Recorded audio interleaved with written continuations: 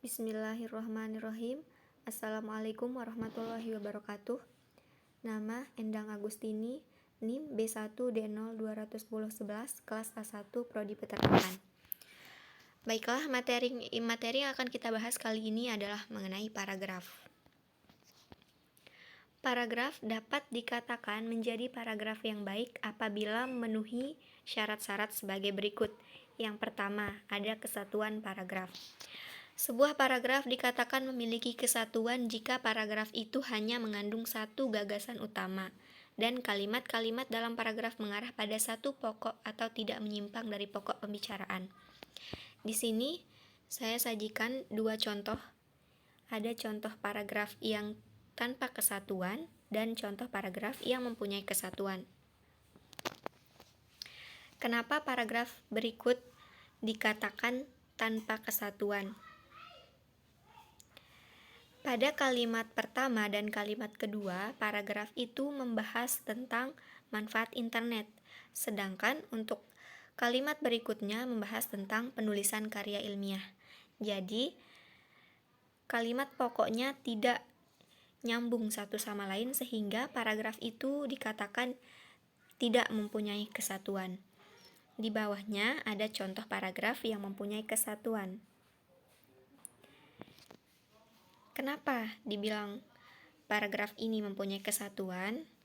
Karena di dalam paragraf ini mengandung satu kalimat topik, yaitu angklung merupakan alat musik tradisional masyarakat Sunda. Nah, kalimat topik itu kemudian dikembangkan dengan 4 kalimat penjelas. Kalimat topiknya dengan kalimat penjelasnya itu nyambung, jadi dapat dikatakan paragraf ini adalah paragraf yang mempunyai kesatuan. Berikutnya, ada kepaduan paragraf. Sebuah paragraf dikatakan memiliki kepaduan jika terdapat keserasian hubungan antar kalimat dalam paragraf. Keserasian hubungan antar kalimat dalam paragraf dapat dibangun dengan menggunakan alat kohesi, baik gramatikal maupun leksikal. Alat kohesi gramatikal yang dapat digunakan untuk membangun paragraf yang padu antara lain. Yang pertama, ada kata transisi atau konjungtor. Kata transisi merupakan penghubung atau konjungtor atau perangkai yang digunakan untuk menghubungkan unsur-unsur dalam sebuah kalimat atau antar kalimat dalam sebuah paragraf. Contohnya, kalimat Jaka memelihara ayam karena rumahnya kotor berbeda maknanya dengan kalimat Jaka memelihara ayam sehingga rumahnya kotor. Perbedaan makna tersebut disebabkan oleh pemakaian konjungsi yang berbeda. Di sini ada dua konjungsi yang digunakan, yaitu konjungsi karena dan konjungsi sehingga. Konjungsi karena mengandung makna penyebaban, yaitu bahwa pernyataan dalam klausa subordinatif yang diawali dengan konjungsi merupakan sebab dari terjadinya keadaan atau peristiwa dalam klausa lainnya. Dalam konteks tersebut, rumahnya kotor menjadi sebab Jaka memelihara ayam. Sementara ada konjungsi lain, yaitu konjungsi sehingga. Konjungsi sehingga itu mengandung makna pengakibatan, yaitu bahwa pernyataan dalam klausa subordinatif merupakan akibat dari keadaan dalam klausa lainnya. Dalam konteks kalimat itu, rumahnya kotor merupakan akibat dari Jaka memelihara ayam. Yang berikutnya ada referensi. Referensi atau pengacuan merupakan hubungan antara referen dengan lambang yang dipakai untuk mewakilinya. Dengan kata lain, referensi merupakan unsur luar bahasa yang ditunjuk oleh unsur bahasa. Misalnya, benda yang disebut rumah adalah referen dari kata rumah. Referensi sendiri dapat ditinjau dari segi mewujud yang menjadi acuannya. Dalam kaitan ini, referensi dapat dikelompokkan menjadi dua, yaitu eksoforis dan endoforis. Referensi eksoforis adalah pengacuan terhadap mewujud yang terdapat di luar teks atau bahasa, seperti manusia, hewan, alam sekitar, atau suatu kegiatan. Sementara itu, referensi endoforis adalah pengacuan terhadap maujud yang terdapat di dalam teks bahasa. Teks yang biasanya diwujudkan oleh pronomina, baik pronomina persona, pronomina demonstrativa, maupun pronomina komparatif. Referensi yang dapat dijadikan sebagai alat kohesi dalam paragraf adalah referensi endoforis. Yang ketiga ada substitusi. Substitusi atau penyulihan adalah penggantian konstituen dengan menggunakan kata yang maknanya sama sekali berbeda dengan kata acuannya. Misalnya di sini, kata Jepang dapat disulih dengan frasa negeri Sakura atau ada yang menyebut dengan frasa negeri matahari terbit. Di sini seperti kita menyebut nama lain dari nama negara tersebut, misalnya negara Jepang. Negara Jepang itu sangat terkenal dengan nama lainnya yaitu negeri Sakura. Seperti itu. Yang keempat ada elipsis atau pelesapan. Elipsis atau pelesapan merupakan pelesapan unsur bahasa yang maknanya telah diketahui sebelumnya berdasarkan konteksnya. Pada dasarnya, elipsis dapat dianggap sebagai substitusi dengan bentuk kosong. Unsur-unsur yang dilesapkan itu dapat berupa nomina, verba, atau klausa. Nah, di sini ada contohnya ya, tentang Einstein. Dari contoh ini kita bisa melihat kata yang dilesapkan, yaitu kata Einstein yang berfungsi sebagai subjek. Jika dituliskan secara lengkap, bentuknya adalah Einstein lahir di Jerman pada tanggal 14 Maret 1879. Einstein tergolong anak yang pendiam, Einstein tidak pernah senyum, dan Einstein lambat. Nah, di sini pada kalimat kedua, dia jarang berbicara dengan orang lain. Kata Einstein dilesapkan dan diganti dengan kata dia. Sama juga di kalimat ketiga.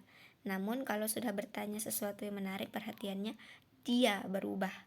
Dia itu yang dimaksud di sini adalah si Einstein ya. Karena kata Einstein-nya dilesapkan, jadi kata Einstein itu diganti dengan kata dia. Ada juga alat kohesi leksikal. Nah, yang pertama ada sinonim. Sinonim dapat juga dikatakan sebagai ungkapan, baik berupa kata, frasa, maupun kalimat yang maknanya kurang lebih sama dengan makna ungkapan lain. Sinonim itu ke kata lainnya itu persamaan kata ya. Contohnya seperti berikut.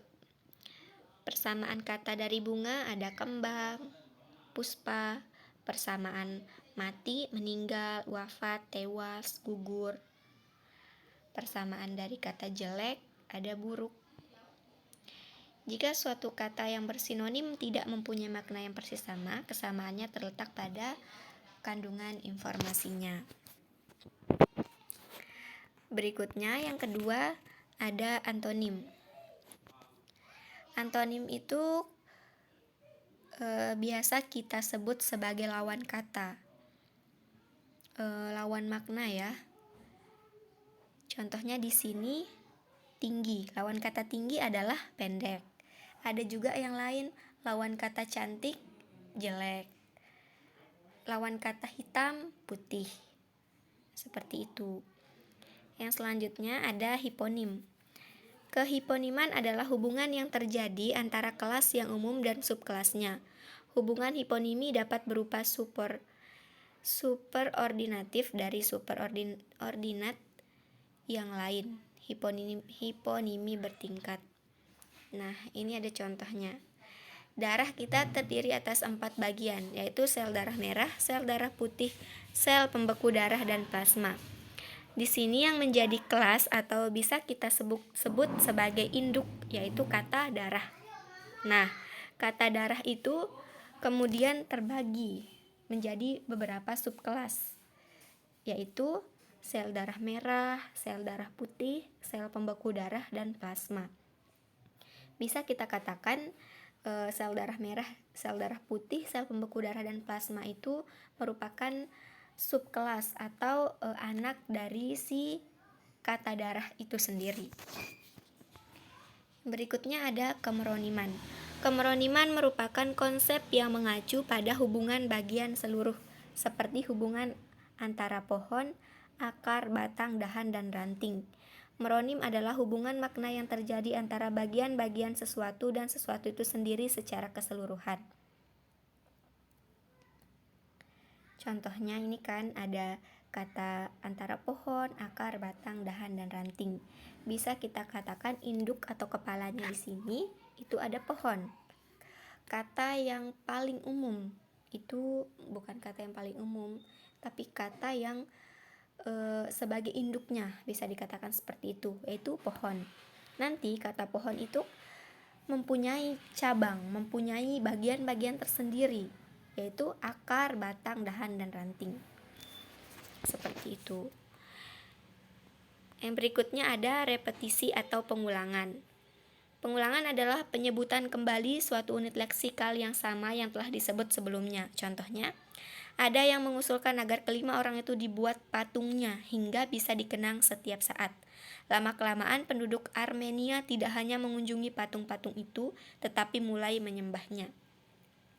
Kata yang diulang di sini adalah kata patung. Pengulangannya terjadi 2 kali. Syarat berikutnya, yang ketiga adalah kelengkapan dan ketuntasan. Aspek kelengkapan ini terpenuhi jika semua informasi yang diperlukan untuk mendukung atau menjelaskan gagasan utama sudah tercukupi. Maksudnya di sini ada satu kalimat pokok yang akan dikembangkan. Jadi untuk kalimat pokok ini, jika jika kalimat pendukung setelah gagasan utama, setelah gagasan pokok ini terkumpul, maksudnya kata penjelas, kata yang melengkapi gagasan utama ini sudah tercakup dan maknanya nyambung satu sama lain, itu sudah bisa dikatakan sebagai paragraf yang lengkap. Ada ketuntasan. Ketuntasan dapat dimaknai ke dalam pembahasan, yakni semakin konkret penggambaran suatu objek, akan semakin jelas informasi yang disampaikan. Nah, berikut ada contoh paragraf yang menunjukkan ketuntasan. Kenapa paragraf ini dikatakan paragraf yang menunjukkan ketuntasan? Di sini, gagasan utama dalam paragraf ini terdapat pada kalimat pertama, yaitu beberapa faktor penyebab keluarga memiliki peran cukup penting. Ada informasi penting dalam gagasan utama itu yang harus dicermati untuk dapat mengembangkan menjadi paragraf yang memenuhi syarat kelengkapan. Informasi penting itu berupa ungkapan beberapa faktor yang harus dikembangkan dengan lebih dari satu penjelas. Paragraf ini juga bisa menjadi contoh untuk paragraf yang sudah terpenuhi aspek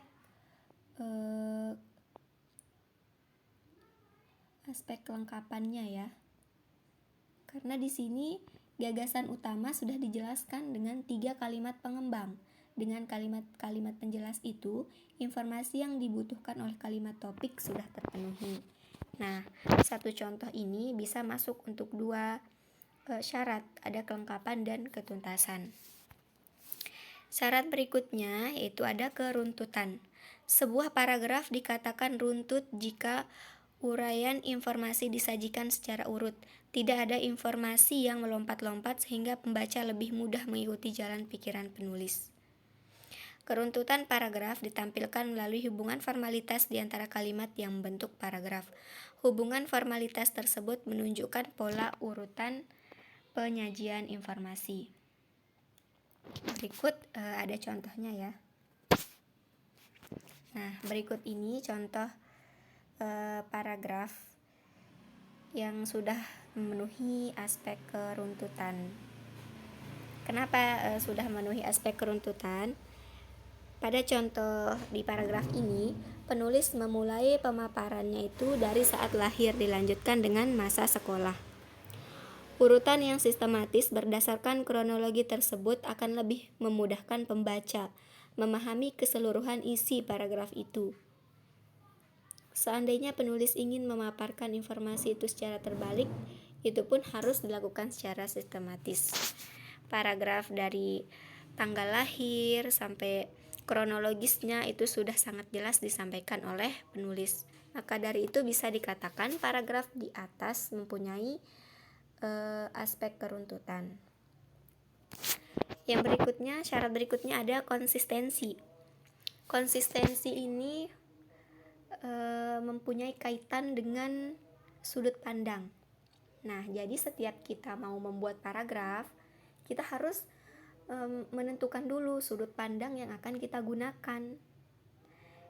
Sudut pandang itu ada sudut pandang orang pertama, kedua, dan ketiga. Kalau sudut pandang yang pertama itu menggunakan kata saya, aku, seperti kita menceritakan diri kita sendiri. Nah, kalau sudut pandang orang ketiga itu seperti kita menceritakan orang lain. Kita menggantinya dengan kata ganti dia. Seperti itu. Dari beberapa macam sudut pandang, yang penting diperhatikan adalah konsistensinya. Penulis harus menetapkan sudut pandangnya terhadap calon pembaca tulisannya. Dengan penentuan sudut pandang berdasarkan pembacanya, penulis dapat memilih gaya penulisan yang tepat. Sudut pandang yang sudah ditentukan itu seyogyanya dipertahankan dari awal hingga akhir pembahasan. Nah, berikut ada contohnya ya. Seperti kita ketahui bersama, tidak mudah mengendalikan anak laki-laki kita yang sedang dalam masa pubertas. Ulahnya bermacam-macam dan seringkali sangat menjengkelkan. Sebagai orang tua, Anda mungkin mempunyai pengalaman yang menarik untuk menangani masalah itu. Kemukakanlah pengalaman Anda melalui rubrik ini. Mungkin pengalaman Anda dapat membantu orang tua lain dalam mengatasi masalah anak-anaknya.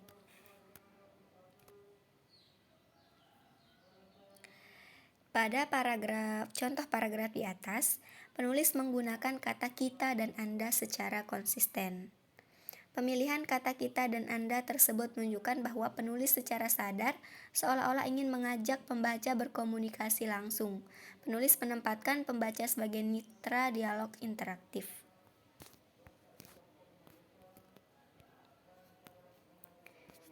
Berikutnya ada jenis-jenis paragraf. Yang pertama, paragraf deduktif. Paragraf deduktif adalah paragraf yang ide pokok atau gagasan utamanya terletak di awal paragraf dan diikuti oleh kalimat-kalimat penjelas untuk mendukung gagasan utama. Contoh, tenaga kerja yang diperlukan dalam persaingan bebas adalah tenaga kerja yang mempunyai etos kerja tinggi, yaitu tenaga kerja yang pandai, terampil, dan berkepribadian.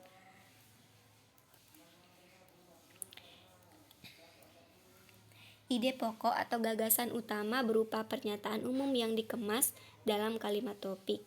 Kalimat topik itu kemudian diikuti oleh kalimat-kalimat pengembang yang berfungsi memperjelas informasi yang ada dalam topiknya.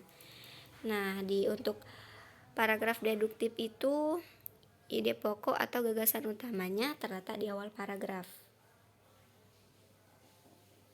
Kalimat topik paragraf di atas adalah tenaga kerja yang diperlukan dalam persaingan bebas. Tenaga kerja adalah tenaga kerja yang mempunyai etos kerja tinggi, yaitu tenaga yang pandai, terampil, dan berkepribadian. Itu ya contohnya. Yang kedua ada paragraf induktif. Paragraf induktif adalah paragraf yang kalimat topiknya terdapat pada bagian akhir. Nah, di sini ada contohnya ya. Paragraf di atas, ini contoh paragraf yang saya sajikan, diawali dengan perincian yang berupa peristiwa-peristiwa khusus. Peristiwa khusus itu berupa salju yang turun, keadaan kota yang memutih karena salju, dan hawa dingin yang menyelimuti beberapa wilayah di Jepang. Semua peristiwa khusus itu kemudian disimpulkan bahwa itulah keadaan Jepang saat musim dingin. Tulisan dengan pemaparan semacam itu dapat dikategorikan sebagai paragraf induktif. Suatu paragraf yang dimulai dengan hal khusus, kemudian diakhiri dengan pernyataan umum yang merupakan kalimat topiknya. Yang ketiga ada paragraf campuran, deduktif, induktif. Paragraf campuran adalah paragraf yang kalimat topiknya terdapat pada bagian awal dan akhir paragraf. Meskipun ada 2 kalimat pemunculan kalimat topik, di sini ada 2 kali ya pemunculan kalimat topik. Hal itu bukan berarti gagasan utamanya ada 2. Adanya 2 kalimat topik itu hanya merupakan bentuk pengulangan gagasan utama untuk mempertegas informasi. Contohnya sebagai berikut.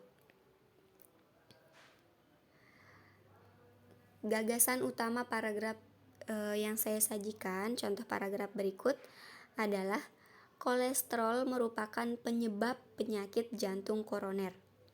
Gagasan utama itu kemudian diikuti oleh 3 kalimat penjelas. Ketiga kalimat penjelas itu adalah 1. Hampir 80% penderita jantung koroner di Eropa disebabkan kadar kolesterol dalam tubuh yang tinggi.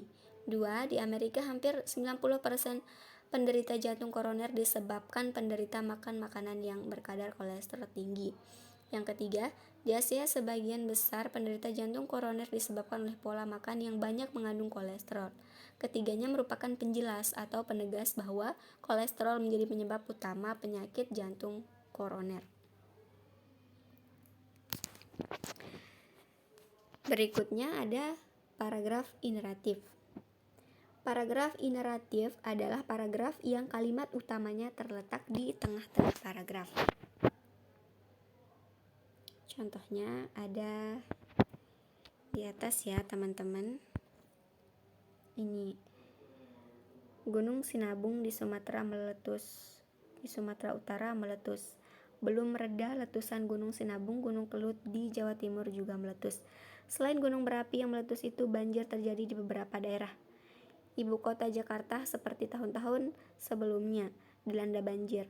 NTT yang sering mengalami kekeringan juga dilanda banjir. Indonesia memang sering ditimpa banyak musibah dan bencana. Bencana-bencana tersebut menelan korban baik harta maupun jiwa. Padi di sawah-sawah yang siap panen menjadi gagal panen. Sayur mayur yang banyak ditanam dan dihasilkan di lereng-lereng gunung juga hancur, sehingga harga di pasar menjadi melambung. Gagasan utama paragraf tersebut adalah Indonesia sedang ditimpa banyak musibah dan bencana. Nah, bisa kita lihat ya. Kalimat utamanya itu terletak di tengah-tengah paragrafnya. Yang kelima, yang terakhir ada paragraf dengan ide pokok tersebar. Paragraf dengan pola semacam itu tidak memiliki kalimat utama. Pikiran utamanya menyebar pada seluruh paragraf atau tersirat pada kalimat-kalimatnya. Contohnya, matahari belum tinggi benar, embun masih tampak berkilauan, warna bunga menjadi sangat indah diterpa sinar matahari. Tampak kupu-kupu dengan berbagai warna terbang dari bunga yang satu ke bunga yang lain. Angin pun semilir terasa menyejukkan hati. Gagasan utama paragraf tersebut tidak terdapat pada kalimat pertama, kedua, dan seterusnya ya. Karena paragraf dengan ide pokok tersebar itu tidak memiliki kalimat utama. Untuk dapat memahami gagasan utama paragraf di atas, pembaca harus menyimpulkan isi paragraf itu dengan memperhatikan setiap kalimat dan dalam paragraf itu. Kita dapat menyarikan isinya, yaitu gambaran suasana pada pagi yang cerah. Intisari itulah yang menjadi gagasan utamanya. Jadi maksudnya di sini kita seperti kita menghayalkan, menggambarkan sendiri ya dari masing-masing kalimat itu kan tidak mempunyai kalimat utama. Jadi yang kita ambil di sini seperti bagaimana suasananya, seperti itu. Jadi itu bisa kita jadikan acuan untuk menjadi kalimat utamanya. Tapi di sini untuk paragraf dengan ide pokok tersebar itu memang tidak mempunyai kalimat utama ya teman-teman. Jadi sekian penjelasan yang bisa saya sampaikan. Semoga bermanfaat untuk teman-teman semuanya. Sekian, wassalamualaikum warahmatullahi wabarakatuh.